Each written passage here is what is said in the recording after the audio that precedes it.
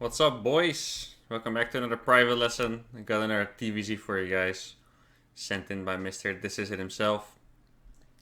He said, "It's very hard to do this build properly. I rather micro my Hellion liberator and get a 1k bank very quickly, or just AFK my base and macro. I know my timings were off, but it felt like I was winning until he killed all my workers with Bane drops and destroyed my 2-2 push. I was ahead on my upgrades and supply, but he rolled over my push pretty easily. Also, for some reason, he built a Spire. That's why I went second faction at Widow Mines, and a Roach Horn, but didn't build a single Muta or Roach." Alright, so we have a nice 80-minute replay here. So the build he's talking about obviously is my bricking build, the 10 IQ guy, if you guys remember that one, the fast 3cc into usually the 8 Rex all in, but since he scouted a Spire, apparently he's gonna be going for Widow Mines. So we'll see. Now this is a build I can consider myself an absolute expert on, so I'm gonna be very critical.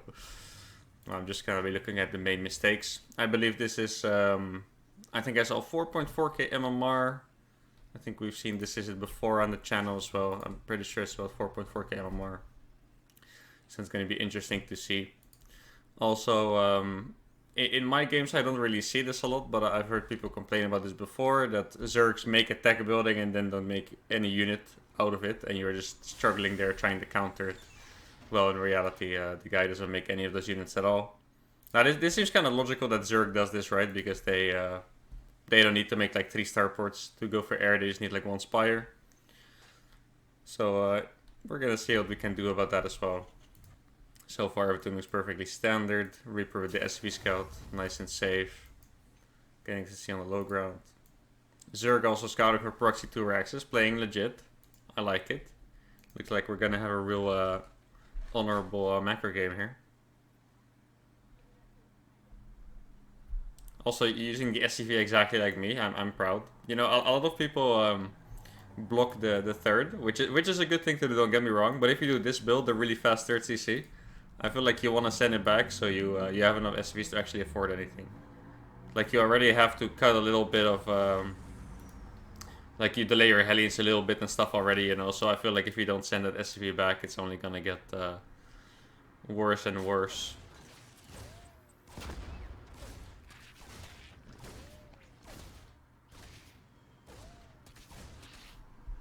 Nice, we got a Zergling. Always worth. Oh! Oh, it's a YouTuber, guys. You're really one of us, this is it. I was just staring at the Reaper like, is he gonna die? Is it actually gonna be a YouTuber? Welcome to the channel. You are now officially Knight This Is It of the uThermal YouTube channel. Starport. Then the second gas should be the next priority. There we go. Perfect execution of the build so far, actually. I think sometimes it can get a little bit complicated with the orders, like we're not producing Hellion, should we make Hellions? But so far everything has been prioritized properly, so that's good to see. Now the next step is going to be to get that Viking out, clear these overlords. This is actually exactly what you want, by the way, if you play a Viking build. If you play against someone that you know sends 2 overlords across the map, I'm not sure if this is common at this MMR, but then the Viking is always good. Usually on pro level they only send 1 overlord these days, so then your Viking is gonna get 1 kill, and that's it. But being able to grab 2 kills here with the Viking would be really nice, for sure. Also everything normal on the Zerg side. Zergling speed, I imagine, yep. All good over here as well. It looks like a nice gentleman's game so far. Let's see how if the Viking's actually gonna find both overlords. Is this a little bit misplaced or not? I don't think it is actually. It just looks like it. Liberator coming out. Now I see what you mean. This is yeah. If you would scout this, that's just very weird. Okay. Yeah, ideally you just don't have a reaction to either of these. I don't know if you're actually gonna scout this, but yeah, maybe he just got cheesed or all in a few times and he feels like this is what he needs to do to be safe. But if you scout a Roach Horn and Baiting Nest at this time, you don't really need to respond to it, you know. It's just... yeah, just over-exaggerated safety measures, I would say. Now you're actually going to get both Overlords, which is really nice. One thing I have to say is that I know it might be tough on the APM. Oh, you're... Holy shit. You're way faster than that guy. But it's always good to send out a few Hellions just to like threaten a little bit or something. Purely because of the scout. Like if an Overlord would fly in here and sees this group of Hellions or even 6 waiting, I feel like it's very suspicious, you know. If you would send out 4, you could even just send them to this watchtower, pretend you're scouting. You know, you don't really have to do that much with them. But just like splitting them up, it makes scouting a lot harder and more confusing. Like if an Overlord or even if a Zergling, if he would right click this Zergling in here and he sees this amount of Hellions just waiting here, he probably knows that you're gonna do a big Hellion attack, maybe a Hellbat attack or a runby or something. So I would recommend if you have 6 Hellions to send out 3, or maybe you could send out 4 as well. Just like split them up a little bit, make it a bit more difficult, you know. Now this is a little bit of an unfortunate liberator pathing. The easiest way to use the liberator, and that's the way I use it as well. This is not something for lower APM players or anything like that. This is how you do it. You would just shift click it around, right? Like having this liberator scouted is gonna make it instantly quite useless. Now this guy doesn't make any spores, so the liberator still has entrances, but normally the spores might not be in position. Maybe there are no spores because he saw you made a Viking. But now he's gonna know to be in position. Else this liberator could have been really good. So whatever base you want to attack, you would just shift click it along here, you know, send it around here and shift click in the third or in the main. Or you can shift click it all the way here and then siege it in a natural. But don't send it straight across the map. It kind of ruins the purpose of the liberator. If the liberator arrives unexpected, it's actually a very strong tool. But if you know it's coming, it's not super hard to defend, right? Like this, you walk past the Zergling, past the Overlord, and yeah, this I can't imagine this is gonna do any damage. Yeah, he has a queen ready here as well. Well, I wouldn't call this ready, but you know, it's already taking so much damage. And then yeah, okay, so here we go with the Hellion run by. Build is looking pretty good, by the way, in the back. Oh, really nice decision, by the way, to target the queen. I feel like most people would run away, but you saw it was exposed. That was definitely good. Now let's see how the macro is going. Obviously, this is going to be a little bit tough, right? But one thing you shouldn't forget is that, well, this is tough for you to macro. This is also very tough for the Zerg to macro. The Zerg will probably F2, send all the queens, stop spending larva. And as you can see here, even though, you know, I don't know, everyone that plays StarCraft is probably very self-critical. Like, that's just the kind of personality most of us are playing StarCraft. So you're going to think to yourself, oh man, I just built just too hard for me to start to macro. But at the same time, this is what you probably didn't realize about the game, right? Like, this Zerg also messed up his macro while trying to defend this. And now he's making more Zerglings with the larvae he has instead of drones. Very common mistake, by the way, for Zergs. There was no threat anymore, but they still spend their money on Zerglings because they feel threatened. So that was very good. And now, after that, you can get back into the macro. One thing, I also talked a little bit about this on stream. One thing you should prioritize is getting the stim, which you had, and the upgrades. Like, these upgrades could have been halfway. The hard part about macroing with Terran is that you need to lift add-ons. So, to get this barracks on the reactor, you need to lift the starport, land it somewhere else, lift the barracks, land it here. And this takes a lot of time if you're trying to do it during microing the Hellions. So, this specific part of macro is understandable that you flop a little bit on.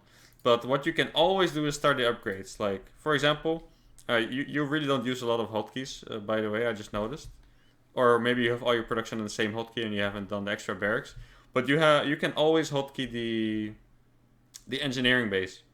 My personal recommendation is to put engineering base on W. It's easy to reach for the fingers. And Terran doesn't use W. Q is also available.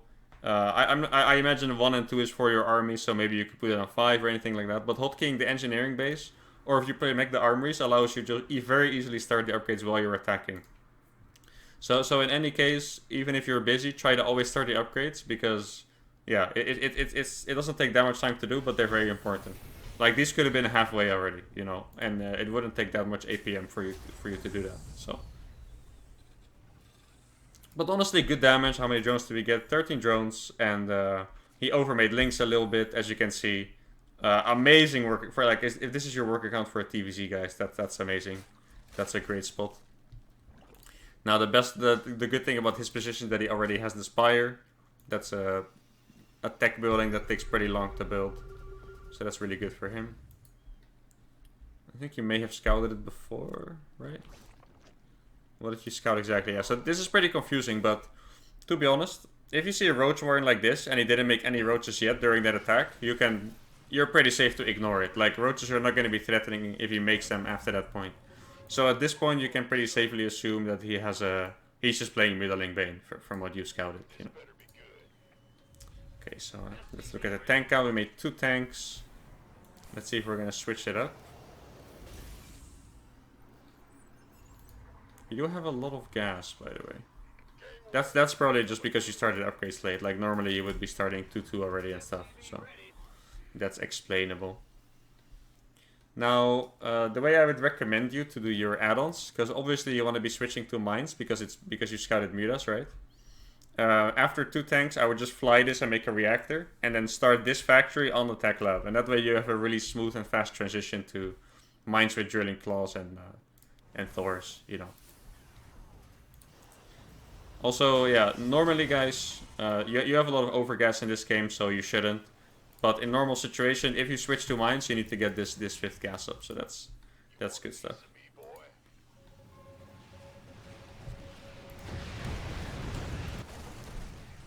Let's see. This is this Zerg is definitely a very confusing player. That's what you were talking about before. There's a Hydra, then, you know, the Roach War, and he's just kind of getting a bit of everything. And, well, I understand this is tough to understand. The problem with this is mostly that the Terrans tend to overreact a lot. Like, the fact that there's a Roach War in here, like I said, is not that meaningful. This Zerg, like, his build order is just not very crisp. He's just kind of making a little bit of everything and that's it. And, yeah, your best bet is to just not worry about it, you know. Like, in the situation you're not worried about roaches. You're not really worried about Hydras in particular. Eventually, you definitely want to know if it's Hydras or mutas, right? In this case, he actually decided not to make mutas at all because you scouted the Spire and go for Hydras. But for this part of the game, you're doing it fine because those are not things you have to urgently respond to. A lot of times, people will think, what's a good example? Like, if it's roaches, you make like a second factory and start spamming tanks. But in reality, seeing a late Roach Warren in this case doesn't really mean anything. So really try to react to the things that you need to react to. That's a hard skill to master, though. I'll admit that. Wait, did he just more 4 dropper overlords? Oh yeah, he did. That's scary. That's like how I would play Zerg. Some memes, you know, in there. Yeah. So the thing I'm missing the most in this game so far from you is the drops. Your medevacs were also quite late, by the way. You could probably maybe recheck with the build order, the replay I posted, because you're definitely, like, you're maxed. You're already supposed to be dropping for a while, but you only have 3 medevacs at this point, which is very little. You should probably have like 6 or 8, something like that. Here we're gonna drop, though, and this Zerg doesn't have too much creep, so it's okay. But I feel like when you approach max, you want to have some action going so you can push safely, you know. You don't want to just push, well, with the Zerg being able to see everything and react to everything, decide to counter. You want to have some action here and there, so it's hard to respond to the Zerg. And with it, I don't mean you need to do a perfectly micro drop. But if you, for example, this drop is perfect. If you would shift click this drop and lose it for free, maybe it's even going to happen. That's actually very valuable if you would have pushed out with your army a bit faster. Like, you stood at the watchtower for a bit, but your army could have been here. And then it's extremely valuable. If you sacrifice 10 supply like this to get a perfect position with the army, that's amazing. And in this case, you were really close to doing it perfect, but you just pushed a little bit too slow. If you pushed and then a drop at the same time, his army would have been here. These bases would have been free to kill. Now in this case, your army is a lot bigger, so I feel like you might even still be able to kill them. But definitely try to sync those up a little bit. And like I said, it's not super APM intensive, because if this drop dies for free, it's not that bad actually, because most of the time they'll send an army, and then you can get a sick position, and then yeah, this drop kills 1 Zergling, fine, but you're gonna get this base, right? And in another case, if they see your attack coming, this drop might actually kill their mineral line, even if you're not paying a lot of attention, unless they're prepared. Okay, so here come the bailing drops. It looks like you're gonna kill all of your SCVs. That's a pretty sick maneuver actually. Alright. Yeah, so what this does is... It does a lot of eco damage and it puts you kind of all in. Like, it's understandable you didn't see it coming. All you can do at this point is just remake your SCVs and that's fine. But what you should know is that he just used 16 banelings, which is, in this case, half his baneling count pretty much, to counter your attack. So you should just shove and go for it. Like, right now you kill this base, which is normally a great move, but right now you're not satisfied. If you lose half your economy, you definitely want to get some more damage done, you know? So I feel like his army is very small. You definitely could have pushed in here with everything you had.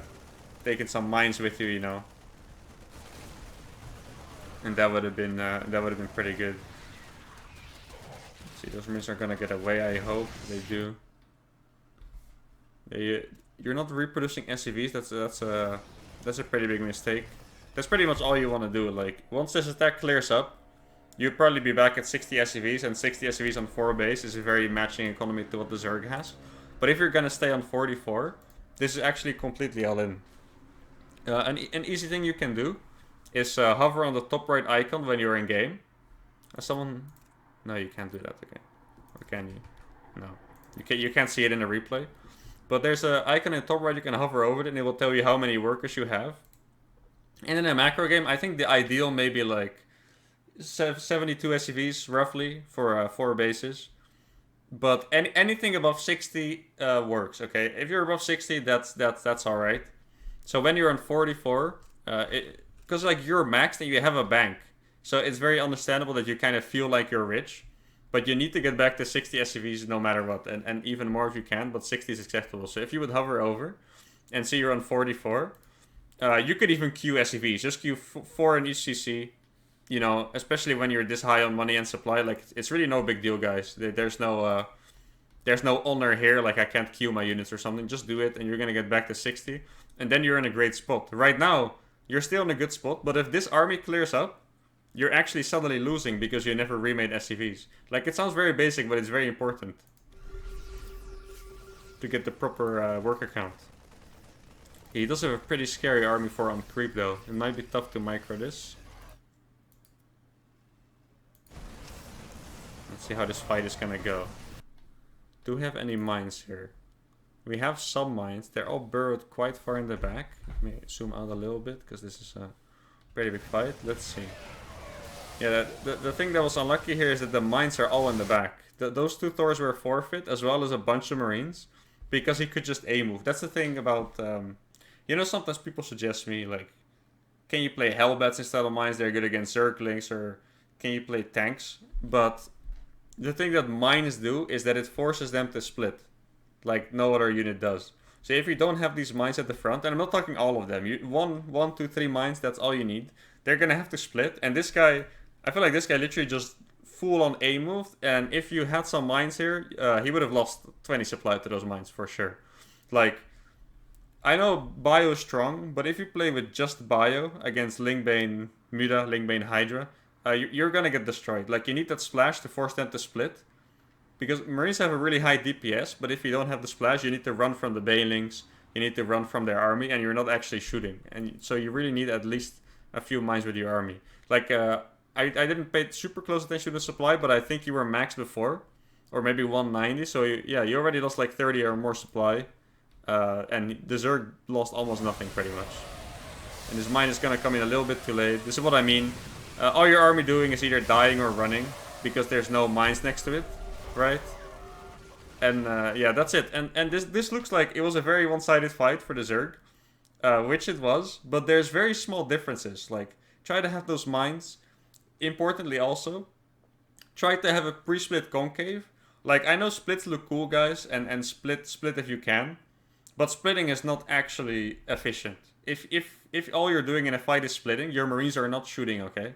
I know it looks very cool, but ideally, you would almost never have to split. You always want to be pre-split, you want to be in a concave already.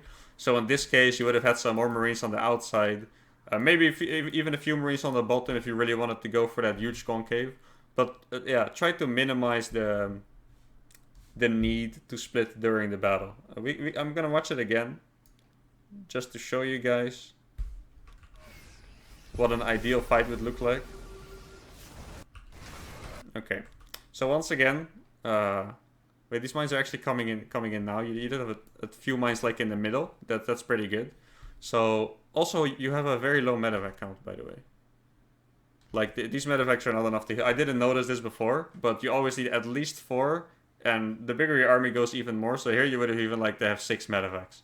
I don't even know where the third one is, but two medevacs is really not enough to heal these marines. So you don't have any units in the back here. Like these units are actually in a good position, but they're stimming in. So right now, you see there's one big clump of units here and one big clump of units here. And all these units can do is run. Like, they're not actually shooting. If you had, let's say you split these mines or whatever. You have some at the front, right, and a few on the low ground here. And these marines are here in a concave. Then your marines can actually move in. And then you might have to split a little bit towards the end. But all your units are actually going to be shooting and doing a lot of damage. Just look at what your marines are going to do here, okay? These are running. These could probably stay a little bit in ideal micro, but they're running. This is running. That's a really big Widow I hit, by the way. I didn't see that one. And all your units are doing is just running. You need to really minimize the need to split in the battle, because as you saw here so far, you had one good mine hit, and besides that, the rest of your units were all running. You already lost 80 supply in this fight. Well, just running away. And then when you finally battle, there's no units left, and it's in the lurker range. So really try to pay attention to that.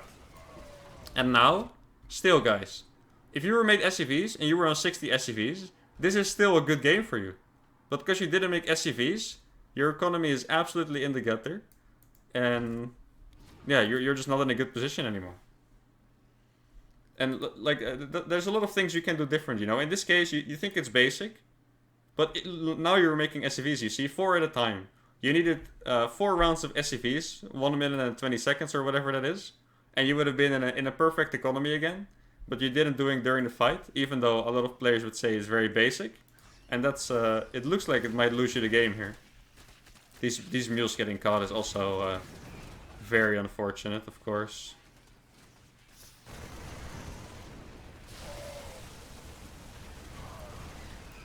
Oh, that's a pretty bad mistake, losing that fourth. Terran fourth bases are actually like the key for TVZ most of the time. I learned this in Heart of the Swarm, that every Terran was always playing on 3 base, you know. But the moment you really get a foothold in the game is when you have that fourth PF down. Because they either need to sacrifice, I don't know what the cost is of banelings required to blow a PF, probably like 1k or more, I'm not sure. But they either need to sacrifice that, or you have not just a good eco, but a strong position, you know. A lot of times I like to take this fourth base if you have a PF here. That's just a really strong position in the map. And now, yeah, you're just lacking the economy. And that's it. If you went up to 60 SCVs, and also if this was a PF, you probably would have been on a booming 160 supply right now, you know. And you'd be able to do a really good attack. But just because you didn't do that, you're poor. And like I'm saying, if you did make the 60 SCVs, the poor fighting would have been negated, you know. You would have lost the fight, but you would have still been ahead. And all those mistakes that turned in the fight wouldn't even matter. So I like this replay because you have I think it's very promising. Your build execution was very good, but there's a lot of mistakes to work on, which I think is a good feeling, you know. There's a lot of people that are like, oh man, I played so bad this game, it sucks. But like, what really sucks is not knowing what mistakes you made, you know. But when you have a lot of mistakes to work on, that's actually a good feeling because you know what to do. You have a goal, you know. Your next game have a purpose, and that's good. Now you are actually anticipating the Marauder switch. I'm not sure if you scouted that. No, you didn't. So that's actually very good. You're anticipating the Marauder switch, Marauders, Liberators, or maybe you were preparing for the Lurkers. That's also possible. Either way, that's a very good thing to do. You made that fourth base. Right now, you're taking all the good steps. I think your SCV count is still low, but at the same time, you don't have any place to mine from really. That was an unfortunate mine shot. This fight was already a little bit better than the last one. You didn't have to micro as much. Of course, you still had a few clumps, but I think that was already a little bit better than the other one. Let's see, 73 SCVs, 40 drones. Yeah, at this point, it's very hard. But like I said, you were taking the right steps. You were making SCVs until your fourth got owned, You're remaking the 4th base. You're transitioning to a better army for the lurkers and the ultras. So here you're actually taking the right steps. This is good stuff. One tip I can give to every Terran player is that this happens to every Terran. Like even Maru will have this going on. And that's just because Terran is gas heavy early on. But after you finish your T3, almost nothing requires gas. Like your entire army is going to be bio. And even Marauders, they have a very high mineral to gas ratio. And now and then you make medevacs, but not too many. Even mines have a high mineral to gas ratio. And besides that, you make a lot of CCs and stuff. So if you ever get in this situation, usually you just pull SCVs off the gas. Like this is like 12 SCVs you can use and saturate this here. And this is not necessarily only because this is not like bad macro. This just happens because of the ratio of the cost ratio of the units. So at some point after you finish your T3, like I'm not telling you guys to have a specific timing for this. Like that would be making it way too complicated. But I don't know. At some point past like 12 minutes. Or like every 3 minutes, look at your mineral to gas ratio, and if you notice that you have too much, just take these 12 SCVs and saturate a new base with them, and that's actually going to help you out a lot as well.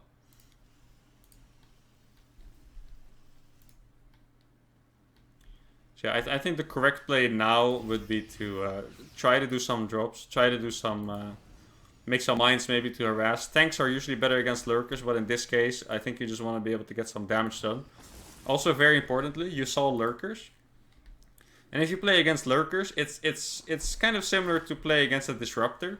That you don't want to be pinned down, because the lurkers can just go in and take over your base. So you kind of want to do some drops and pressures to keep the Zerg army back, you know.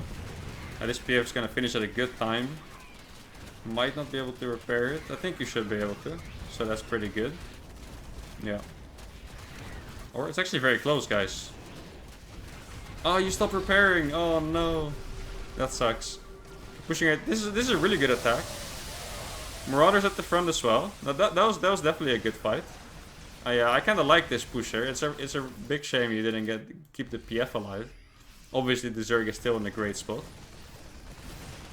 I'm not sure if you pulled your Marines back on purpose behind the Marauders, but it was a good fight.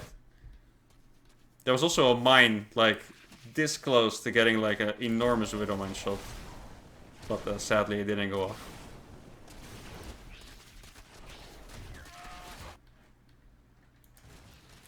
At this point it's just a bit of a struggle, you know. This is when you need to hope that the Zerg messes up, you're gonna outplay them. I think you're doing a good job here. You're taking some good trades. Gonna drop around. Once again, when you're behind like this, I would definitely recommend to make mines at like any cost instead. Because with mines, I feel like miracles happen sometimes, you know. Like you could actually get an amazing shot, you could kill a lot of drones with a mine drop, stuff like that. And if you're like brute forcing your way through, it doesn't really work when you're behind. Like at this point, like you're not making tanks, that's good. Normally you would make tanks against lurkers, but not in this case, because you're too far behind.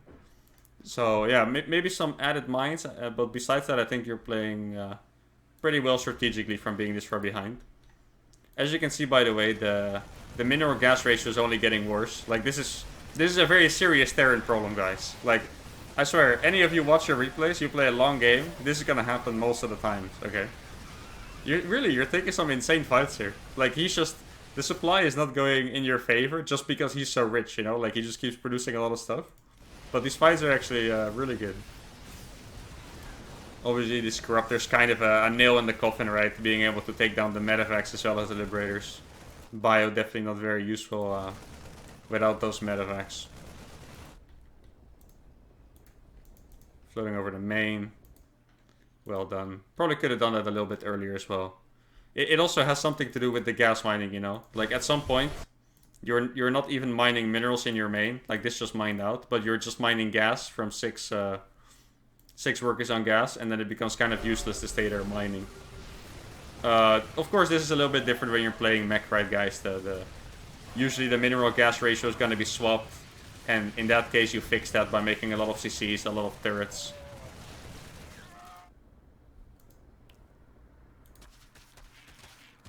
Also a small tip I can give is if you play a scrappy game, like for example with this PF up here, let's say you killed one more base, then this game would have been really scrappy. then building armor is actually an insanely good upgrade to get, guys. Those Zerglings wouldn't have done anything against the PF if it had building armor. And it's the same thing with like, turrets against mutas. That's a really big example as well. Now in this case, I don't think building armor would help. just a guess though. But actually, building armor is actually a very good upgrade, guys. Don't underestimate it. If it's a scrappy game, if you have a little bases spread out, if you play like a full late game, a little bases spread out everywhere, building armor is a very good upgrade. And that's gonna be it. So once again, the conclusion. Main mistakes were not remaking SCVs after losing them. And then the second, I wouldn't call it one single mistake, but the fight at the bottom, the really big fight over here, that had a lot of micro issues, a little bit of positioning issues as well. But honestly, if you fix either of those mistakes, you would have won. If you took a better fight, you would have won the game. If you remade SCVs on time, you would have won the game. So honestly, a lot to work on. I hope this was very helpful. Thank you for the replay. And hope the rest of the boys enjoyed it as well. And yeah, that's going to be it for today's video, guys. Thanks a lot for watching. Don't forget to like and subscribe. And I'll see you guys next time. Adios.